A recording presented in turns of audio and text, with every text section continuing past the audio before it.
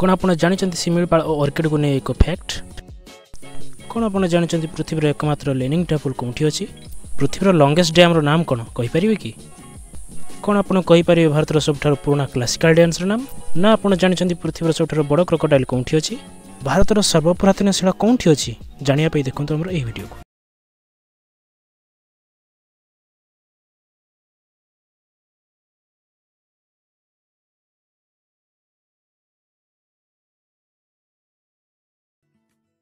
Fact number 1 कुंभीर देखा तो दूर था नाम शुणिले ही भय लगे।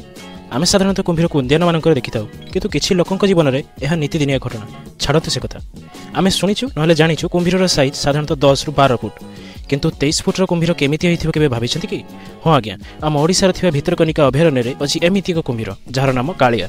यही विशाल कुंभीर लंब होउछि 23 फुट एवं यह होउछि विश्वर सबुठारु बड़ लुणी पानी कुंभीर। फैक्ट नंबर 2 आपण माने मंदिर तो निहाती देखिथिबे मंदिरर देउल सर्वदा भूमि सह समकोणे रही थाए किंतु केबे देखिछन्ति कि भूमि आड़ को ढली रही मंदिर। हाँ आज्ञा संबलपुर जिलार हुमा ग्राम में एमिति एक शिव मंदिर अच्छी जहाँ भूमि आड़ को ढली रही एठारे प्रभु विमलेश्वर पूजा पाती एवं विश्वर यही आउ एक कृति रही इटालीर पिसा सहर में अर्थात हुमार यही शैव मंदिरटी होची विश्वर 2 लीनिंग आर्ट भितर गोटी। फैक्ट नंबर 3 पृथ्वीर बयस केते उत्तर होची 454 कोटी वर्ष। यह जना पड़े पृथ्वी अनुभूत विभिन्न पुरातन शिला उपरे अध्ययन और गवेषणार किंतु आपण जानिछन्ति कि विश्वर द्वितीय सर्वपुरातन शिला आम ओडिशार केन्दुझर जिलार चंपुआ ब्लॉक रो मिलिथिला जहाँ पाखापाखि 425 कोटी वर्ष पुराना। ता छड़ा मयूरभंज जिलार विभिन्न स्थान एमिति अनेक पत्थर मिले जहाँ पाखापाखि 300 कोटी वर्ष पुराना। सतरे बहुत अमेजिंग। किंतु आपण एटा भी जानि थांतु जे विश्वर सर्वपुरातन शिला ऑस्ट्रेलिया रो मिलिछि जहाँ पाखापाखि 440 कोटी वर्ष पुराना। फैक्ट नंबर 4 शिमिलीपाल मयूरभंज अवस्थित एक विश्वविख्यात अभयारण्य बा जातीय उद्यान कारण एठारे प्रकृतिर अवास्तव सौंदर्य सह अनन्य जैव मंडलर अनुभूति मिले।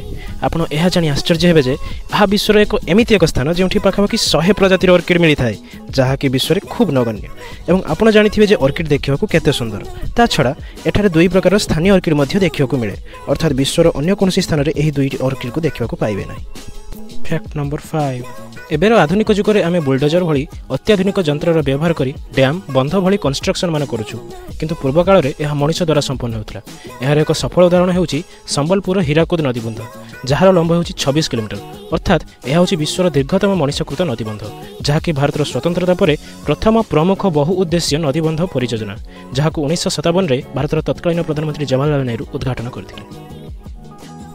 फैक्ट नंबर 6 ओडिसी नृत्य ओडिशार कला ऐतिह्य और संस्कृतिर बाहक ओडिया जातिर एक स्वतंत्र अंग एवं अनन्य परिचय एवं यह होची भारतर 8टी स्वीकृति प्राप्त शास्त्रीय नृत्य कला मानक मध्यरु गोटिए।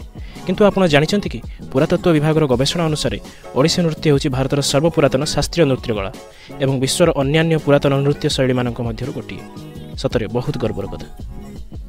भिडियोटी भल लागिथिले लाइक शेयर एंड कमेंट दियंतु एवं चैनल को सब्सक्राइब करंतु।